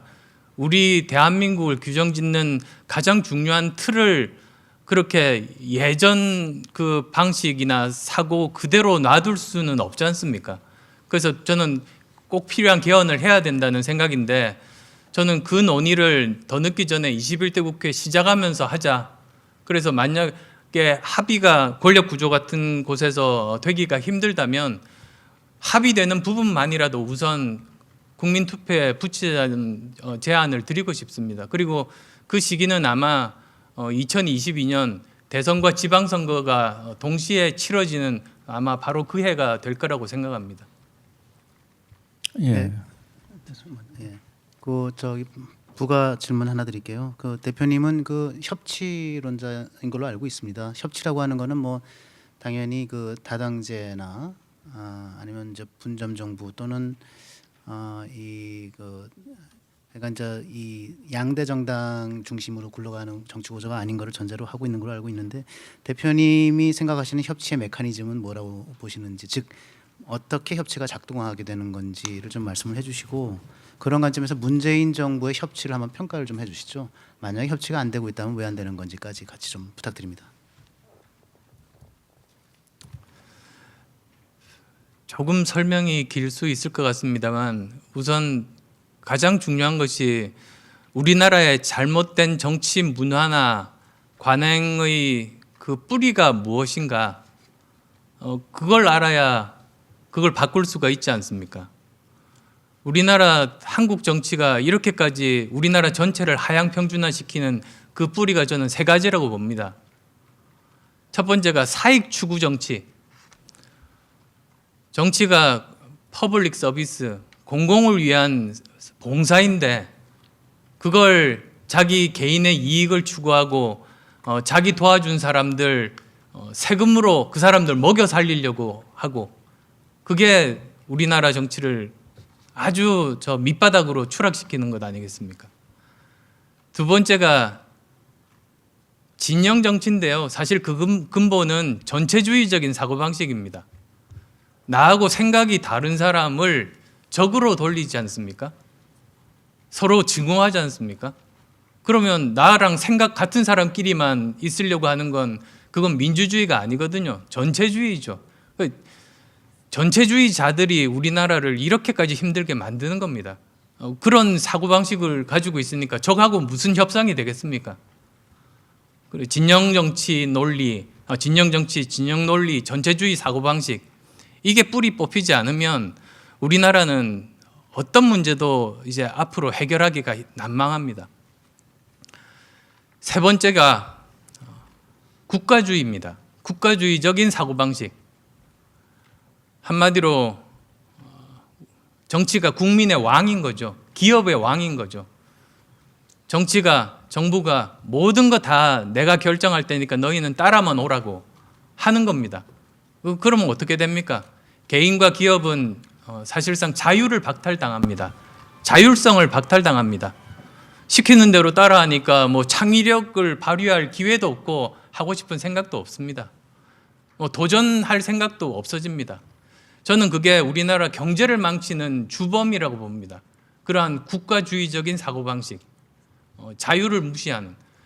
지금 현재 제1야당, 말은 보수죠. 보수에서 가장 중요한 가치가 뭡니까? 자유 아닙니까?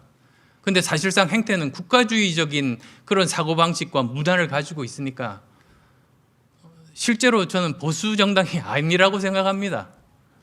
그래서 그 자유를 무시하다 보니까 뭐 반대로 또 민주당도 마찬가지죠. 민주당이 추구하는 가장 중요한 가치가 평등, 그리고 그를 위한 공정 아닙니까? 이번 조국 사태로 드러났지 않습니까?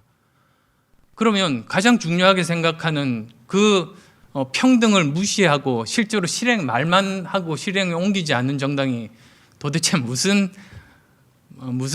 진보 정당입니까? 그래서 저는 아까도 말씀드린 것 같습니다만 우리나라 정당들은 이념 정당이 아닙니다. 이념파리 정당들이고 그게 우리나라의 불행입니다. 말이 좀 많이 좀 벗어났습니다만 이런 것들로부터 벗어나야, 그래서 사익 추구 정치나 전체주의적인 사고방식, 국가주의적인 사고방식, 여기서 벗어나야 협치가 가능해집니다. 갈 길이 굉장히 멉니다. 그래서 시작은 정치가 국민 무서운 줄 알게 만드는 것에서 시작된다는 겁니다. 유권자의 힘을 보여주고 잘못하면 우리가 정치 계속하기 어려울 수도 있겠다.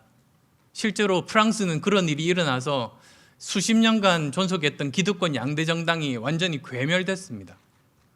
그런 것처럼 그게 저는 시작이라고 보고, 이번 총선이 한 번에 다 되겠습니까? 이번 총선으로 한 걸음 내지 반 걸음만 먼저 디디면 그 다음에 다시 앞으로 나갈 수 있다는 조그만 희망이라도 가질 수 있지 않은가, 저는 그렇게 생각합니다. 그리고 뭐 지금 현 정부 평가도 물어보셨습니다만 현 정부도 4+1을 보십시오. 이용만 당하고 뭐 토사구팽한 거 아닙니까? 전 국민이 보고 있는 가운데 정치적인 약속이 얼마나 의미가 없는가? 그러고도 국민들이 심판하지 않을 거라고 믿고 있는 그 교만함. 그러니까 협치라는 것에 대한 기본적인 생각이 없다고 저는 생각합니다. 예, 저 방금 현 정부에 대해서 조금 입장을 말씀하시긴 했는데 좀 더 구체적으로 좀 여쭙겠습니다. 촛불 정부를 자임했던 문재인 정부가 지금 집권 3년이 지났습니다. 그 대표님은 과거 그 새정치민주연합 시절에 같이 했었기 때문에 현 정부 집권 세력을 좀 비교적 가까이에서 접할 기회가 있으셨는데요. 지금 현 정부에 대해서 보수 야당에서는 친문 패권주의 비판이 많이 나오거든요. 또 여권 내에서도 뭐 순혈주의 지적이 조금 나오는 것 같습니다. 대표님은 현 정부 집권 세력에 대해서 어떻게 평가를 하십니까?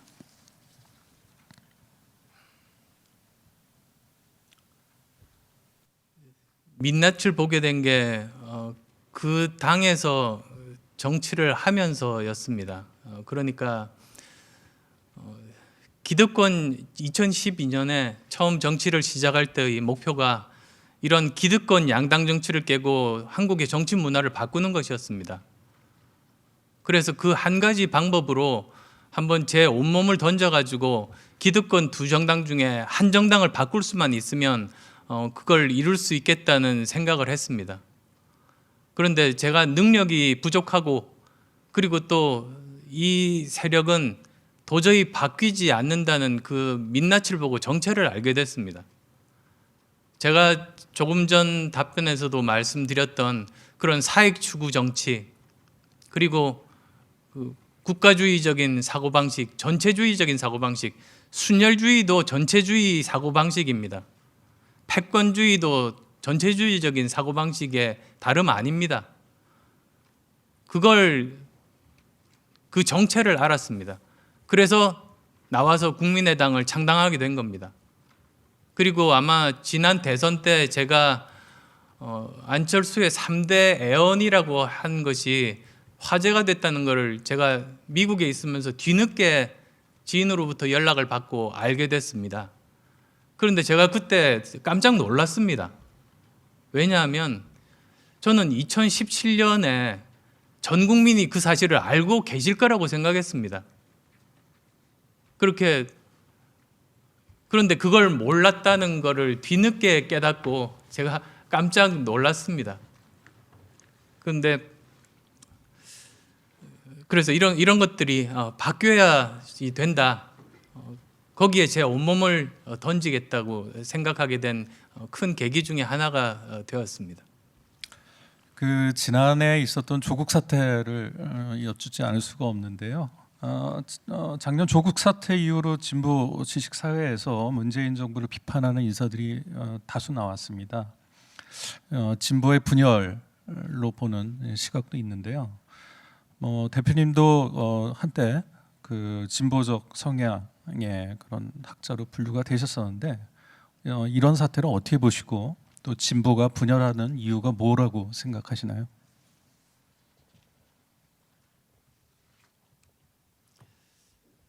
조국 사태를 외국에 있으면서 뒤늦게 알았습니다. 저 유럽에 있으면서 미국에 있으면서 한국 정치 뉴스를 제가 애써서 찾아본 적이 없습니다.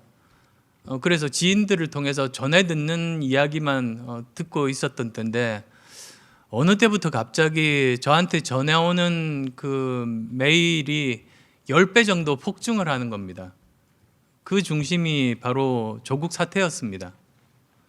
그리고 그 본질이라는 것이 어떻게 보면 평등과 공정을 부르짖던 그런 세력이 실제로는 행동은 전혀 반대로 하고 있다는 것에 따른 정말 많은 사람들의 분노 아니었겠습니까? 그런데 그 이후에 벌어진 일은 더 심각합니다. 오히려 잘못된 일인데도 불구하고 그걸 옳은 일로 만들려고 하는, 마치 우리가 완전히 다른 세상에 살고 있는 사람처럼 그렇게 만들려고 하는 그런 노력들, 사회의 도덕적인 기준 자체를 흔드는 것, 이건 지금까지 정치권에서 본 적이 없는 그런 모습들 아니겠습니까? 그리고 뭐 예전에는 나쁜 짓 하면 부끄러워나 했지, 지금은 나쁜 짓 하고도 떳떳하고 오히려 고함 지르는 이런 상황들, 그게 계속 이어질까 더 두렵습니다. 정치 문화 측면에서도 사회적인 규범이나 도덕적인 관점에서 우리 사회는 후퇴했습니다. 진보를 자처하는 사람들이 사회를 후퇴시킨 겁니다. 그래서 진보라고 볼 수 없는 겁니다. 그래서 진보의 분열이라고 보지 않습니다. 오히려 정말 순수하게 나름대로 진보의 가치에 대해서 신념으로 가지고 있던 사람들과 가짜 진보 간의 정체가 드러난 거지, 이건 분열이라고 저는 볼 수가 없다고 생각합니다. 그게 제 평가이고요.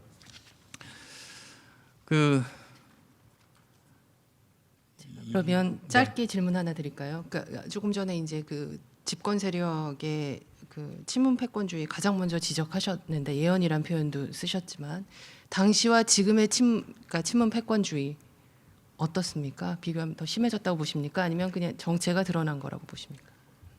지금 더 심해졌다고 봅니다. 원래 그 대중정당은 이념의 스펙트럼이 있어야만 대중정당이 됩니다. 하나로만 생각 똑같은 사람만 모여 있어서는 대중정당이 될 수 없습니다. 예전에는 민주당도 그리고 통합당도 내부에 여러 스펙트럼이 있고, 또 주류 비주류 간에 서로 그 활발한 토론들, 또는 어떨 때는 고성이 오고 가기도 하는 경론들이 벌어지는 때가 있었습니다. 저는 그건 건강한 대중정당의 정상적인 모습이라고 봅니다. 이견이 없는 정당은 죽은 정당입니다. 그런데 예전 제가 비판했을 당시 정도, 또는 제가 새정치민주연합에 몸담고 있었을 때 이견들이 있었습니다. 그때는 또 상대편 그 당시 한나라 새누리당도 마찬가지였었습니다. 지금은 양쪽 당 다 어떤 이견이나 또는 개혁파라고 일컫는 사람들을 볼 수가 없고, 그나마 조그만 목소리로 내던 사람들은 아마 거의 대부분 공천에서 배제되는 불이익들을 당하면서 앞으로는 총선 지나고 나면 더 그런 모습들이 보이지 않을 것 같습니다. 우리나라 정치가 퇴행하고 있는 거죠. 네, 이제 정책으로 넘어가 보도록 하겠습니다. 김영하 위원께서 해주시죠. 예, 그 대표님이 얼마 전에 그 청와대 정책실장하고 내각 경제팀의 경지를 주장을 하셨는데요. 경제 사령탑을 바꾼다면 어떤 사람이 돼야 된다고 보시는지, 그리고 경제 살리기를 위한 대표님의 보관이 있으신지 말씀을 좀 해주십시오. 경제 사령탑을 바꾼다면 그것은 지금 현재 정부에서 어떤 점들을 잘못했는지를 솔직하게 정직하게 인식하고 그걸 바꾸려는 노력을 가진 사람이 꼭 필요하다고 봅니다. 또한 실물 경제를 제대로 잘 아는 사람이 맡아야 된다고 봅니다. 뭐 단적인 예로 가장 현 정부의 대표적인 그 경제 정책이라고 하면 소득주도 성장 아니겠습니까? 소득주도 성장이 지금까지 그 결과가 어떠했는지 이미 그 기업 현장에서는 평가가 저는 끝났다고 봅니다. 특히 뭐 큰 기업뿐만 아니라 자영업자들 사이에서는 이미 그것 때문에 어려움, 고통을 호소하는 분들이 많습니다. 문제는 지금부터입니다. 코로나19 사태는 장기전이 될 겁니다. 그리고 그 경제 불황은 지난 2008년의 금융위기보다 더 깊고 더 오래 갈 겁니다. 2008년의 그 금융위기는 금융권의 그런 그 자산 부실들이 실물 경제로 옮아오면서 굉장히 많은 사람들이 전 세계적으로 고통을 받았습니다. 지금은 실물 경제 자체가 붕괴되고 있습니다. 그리고 아마 곧 이어서 여러 자산 가치들 하락되는 일들이 어느 순간부터 급속하게 벌어질 가능성들도 저는 많이 보입니다.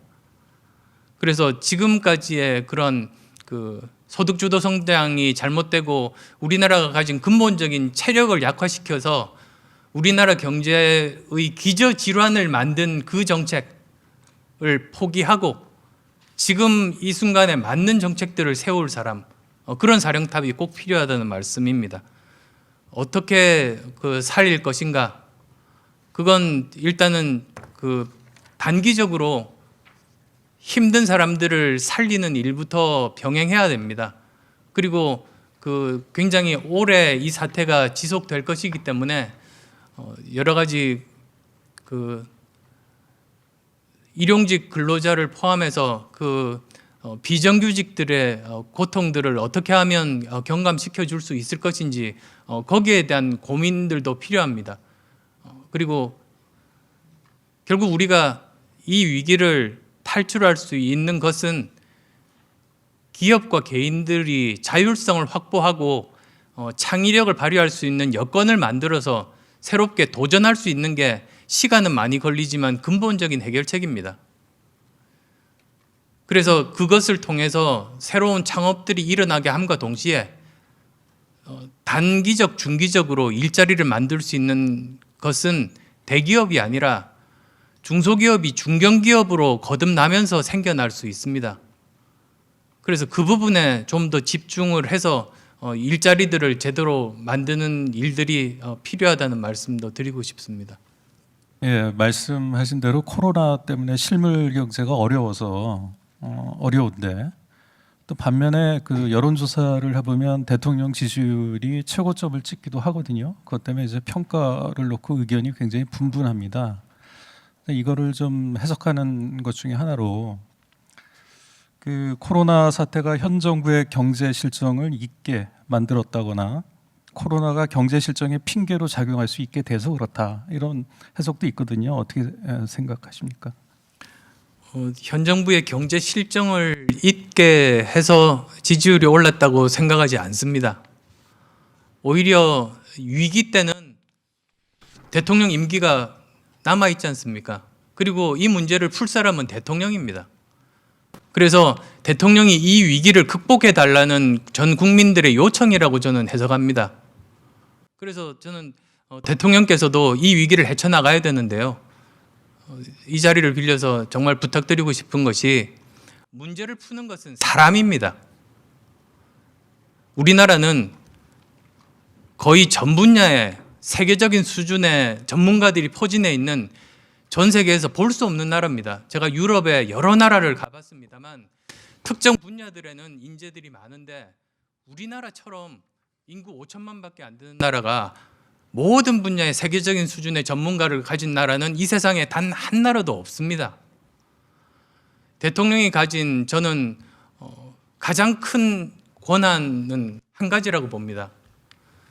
이러한 전 분야에 걸친 인재들을 골고루 등용하고 그 사람들에게 부탁을 해서 공익적인 일에 봉사해달라고 하고 허락하면 자리를 드리는 것, 그게 대통령의 저는 유일한 권한, 가장 중요한 권한이라고 봅니다.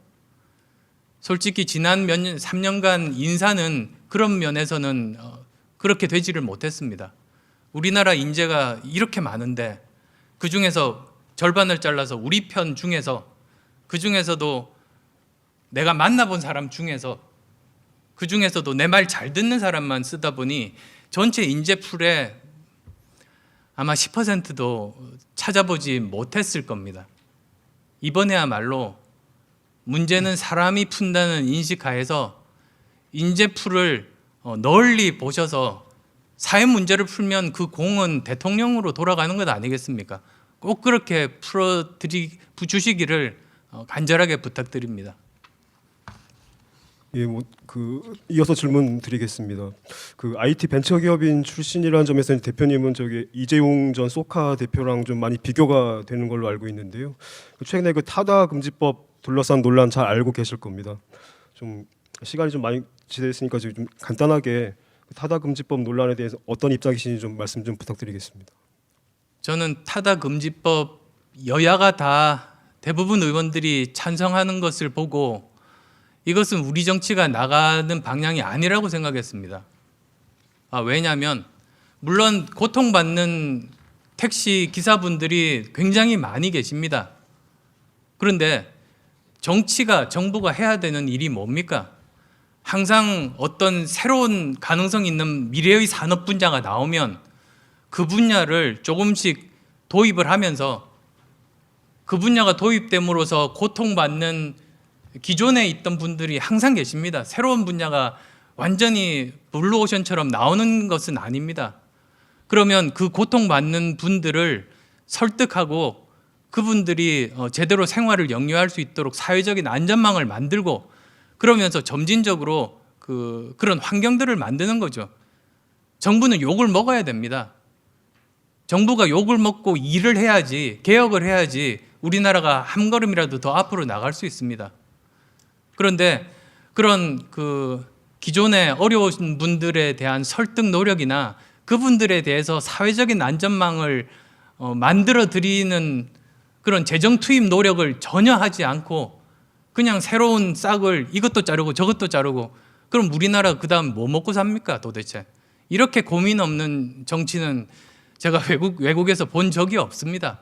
이런 게 정치의 후진성을 드러내는 대표적인 사례 중에 하나라고 저는 봅니다. 21대 국회 때 이런 부분도 바뀌어야 한다고 믿습니다. 예, 한 가지 질문 더 드리겠습니다. 아까 대표님 우리나라 각계 분야에 아주 훌륭한 전문가들이 많다고 말씀을 하셨는데요. 지금 문재인 정부가 코로나19를 겪으면서 대한의사협회의 어떤 여러 건의들을 제때 반영하지 않아서 좀 문제가 됐던 적이 있었습니다. 또 탈원전 문제에 있어서도 좀 원자력 분야 전문가들 말을 안 듣는다 이런 얘기가 있는데요. 현 정부가 그 전문가들을 대하는 태도 거기에 대해서 어떻게 생각하시는지를 좀 간략하게 짧게 좀 부탁드리겠습니다. 제가 항상 생각나는 것이 오바마 대통령 때 그 워룸입니다. 한 장의 사진이 상징하는 바가 큽니다. 워룸의 중앙 지휘관석에는 군인이 앉아 있고 오바마 대통령은 저 구석 의자에서 쪼그리고 앉아서 이렇게 고개 빼서 보는 모습입니다. 그리고 필요한 도움을 줄 만반의 태세를 가지고 전쟁 상황에서 그래야 하는 겁니다. 이번 코로나19 사태에서도 질병관리본부에서 중국 전역을 포함한 입국 금지를 건의했던 걸로 저는 알고 있습니다. 그런데 그게 여러 가지 정치적인 논리나 고려에 의해서 차단됐습니다. 오히려 이제는 굉장히 복잡한 국가적인 위기가 더 닥칠 겁니다. 이럴 때야말로 전문가가 워룸의 중앙에서 서고 그 사람이 결정권을 가지고 정부는 뒤에서 총력을 다해서 도와주고 부작용이 생길 것을 미리미리 방지하는 그런 노력들이 꼭 필요합니다. 이제 최근 불법 성착취 텔레그램방인 이른바 N번방 사건이 커다란 사회적 현안이 되고 있습니다. 대표께서는 이 N번방 사건 좀 어떤 대책이 필요하다고 보십니까? N번방 사건에 대해서 저희가 공약을 이미 발표했습니다. 2월 중순에 이미 발표했습니다. 그리고 N번방 문제에 대해서 제가 언급한 것이 1월 19일 날 귀국하는 기자회견했습니다. 거기는 약간 사연이 있습니다. 제가 작년 말에 지인으로부터 편지를 받았습니다. 그 내용을 보고 깜짝 놀랐습니다. 이건 지금까지와는 완전히 다른 것이었기 때문입니다. 그냥 시청자가 수동적으로 그냥 시청만 하는 것이 아니라 오히려 범죄 구성의 한 요소로 적극 가담하는 형태였던 겁니다. 이건 시청자라고 볼 수 없고 공범입니다. 그런데 그걸 아무리 하소연을 해도 어떤 정치인 한 사람 이야기해 주지 않는다고 들었습니다. 그래서 저는 1월 19일 날 공항에 귀국할 때 그때 많은 언론 분들이 관심을 가지고 계실 때 이 문제를 꼭 이야기해야 된다고 생각하고 그래서 그때 이야기를 했던 겁니다. 그리고 여러 가지 예방책까지 포함해서 정책을 발표한 바가 있습니다. 예, 제가 플로어에서 온 질문을 소개해드리도록 하겠습니다. 소속은 밝히지 않겠습니다. 정계 복귀하고 대구에 내려가시기 전에 공정을 강조하는 행보를 많이 하신 것 같습니다. 그런데 공정에 대한 메시지가 아직은 애매하고 포괄적인 것 같은데 핵심은 뭐라고 보십니까? 그리고 공정이 결과적으로 평등으로 이어지지 않는 문제에 대해서는 뭐라고 생각하십니까? 라는 질문입니다. 제가 귀국 전부터 사실 책을 내면서도 강조했던 비전이 세 가지가 있습니다. 우리나라는 이 세 가지 비전을 가지고 가야 된다. 첫 번째가 행복한 국민이 가장 중심에 서야 됩니다. 두 번째가 공정하고 안전한 사회입니다. 공정한 사회, 안전한 사회가 꼭 필요하다. 그리고 세 번째가 그를 이루기 위한 제대로 된 정치입니다. 그 세 가지를 이야기했고, 그래서 거기에 따라서 정책들을 발표했습니다. 공정에 대해서도 2번 이렇게 발표했습니다. 그런데 항상 제가 겪는 어려움 중에 하나가 그 정책을 발표하면 그 모르는 분들이 훨씬 더 많습니다. 왜 이야기를 안 하나, 비전이나 그 정책에 대해서 이야기를 하지 않느냐고 말씀하시는 분들이 많습니다. 기본적으로 아마 여기 계신 언론인 분들이 겪는 가장 어려움이 그게 아닐까 싶습니다. 저뿐만 아니라 제가 친한 기자분 한 분이 그러시더라고요. 사실 정책 이야기를 기사로 쓰기가 참 어렵답니다. 정치인끼리 막말하는 거는 일의 노력으로 기사를 쓰면 100이라는 클릭을 얻는답니다. 정책은 확실하게 이해를 하고 써야 돼서 10 이상의 노력이 드는데 클릭이 100분의 1밖에 안 된답니다. 그러다 보니 그 기사를 쓰기가 굉장히 어렵다, 언론사 입장에서는. 그리고 그걸 포탈에서 악화시키는 거죠. 의미 있는 기사, 우리나라 미래를 위한 기사, 좋은 담론을 만드는 기사는 클릭이 많지가 않고 그냥 그 막말 논란, 싸우는 것만 그렇게 기사로 올라가는 것 아니겠습니까? 그래서 저는 공정에 대해서도 사실은 나름대로 계속 메시지를 내왔고, 공정에 대한 그 공약도, 공정한 사회를 만드는 공약 2가지 해서 이미 발표를 했다는 점 말씀드리고 싶습니다. 네, 정책 현안에 대한 질문을 좀 먼저 할 걸 그랬습니다. 네, 그 1시간 40여 분에 걸친 안철수 국민의당 대표 초청 관훈 토론회 이제 정리할 때가 됐습니다. 마지막으로 안 대표의 마무리 말씀을 듣겠습니다. 국민 여러분, 얼마나 힘드십니까? 코로나19 그리고 나날이 나빠지는 경제 상황 때문에 얼마나 힘드십니까? 이런 문제를 제대로 해결해야 될 정치는 또 그 모습을 보이지 않고 있습니다. 대구 현장에도 경제 현장에도 정치인들은 현장에 보이지 않습니다. 저와 국민의당은 이런 문제 해결하기 위해서 힘든 길이지만 이렇게 뚜벅뚜벅 걷고 있습니다. 어떤 분들은 걱정하십니다. 야권 분열시키는 거 아니냐, 내 표가 사표가 될까 두렵다. 그런데 한마디 꼭 말씀드리고 싶습니다. 정당 투표, 비례대표 투표는 사표가 없습니다. 한 분 한 분이 그 마음이 한 사람도 빠짐없이 전부 모아져서 국민의당 표가 되고 국민의당 국회의원이 됩니다. 그러면 국민의당 의원들은 약속드린 대로 항상 어려운 현장에 국민과 함께하고 실용적인 사고방식, 과학적인 방식으로 꼭 문제 해결에 나서겠다.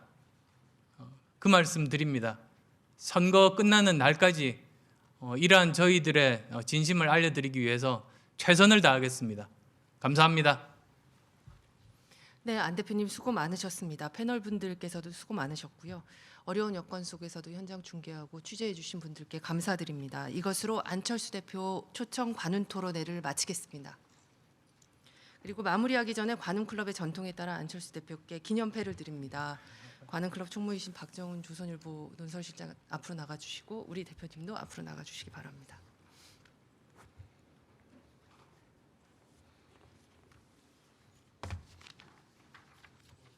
제가 기념패 문안을 읽어드리겠습니다.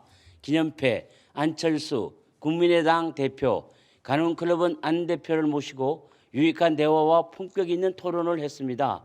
함께한 소중한 이 자리는 63년을 이어온 가눈클럽의 전통과 더불어 길이 기억될 것입니다. 2020년 3월 31일 가눈클럽 총무 박정훈. 이제 박수 치셔도 됩니다.